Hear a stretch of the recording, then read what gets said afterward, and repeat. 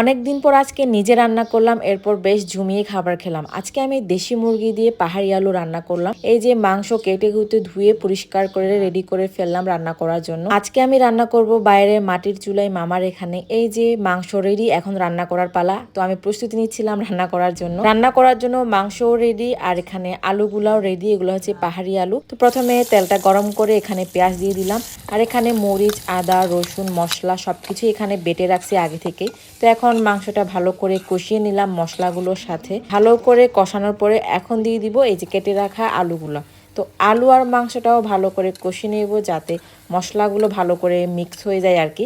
এখন আমি দিয়ে দিচ্ছি পরিমাণ মতো পানি। মুরগির মাংসে পরিমাণ মতো পানি বা ঝোল দেওয়ার পরে আরও কিছুক্ষণ রান্না করলাম। এই যে রান্না হচ্ছে আর খুবই সুন্দর স্মেল আসছিল যখন রান্না করছিলাম আমি।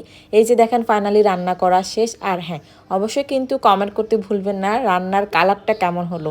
আপনাদের দেখে অবশ্য লোভ লাগতেছে। রান্না শেষ আর আমি খেতে বসবো না তা কি করে হয়। রান্না শেষ হওয়ার সাথে সাথেই আমি খেতে বসলাম। মুরগির পা নিয়ে নিলাম, লেগ পিস নিয়ে নিলাম বরাবরের মতো। এই যে কামড় বসিয়ে দিলাম, উফ সেই পুরা। আমার খাওয়া দেখে আপনাদের অবশ্য লোভ লাগতে পারে।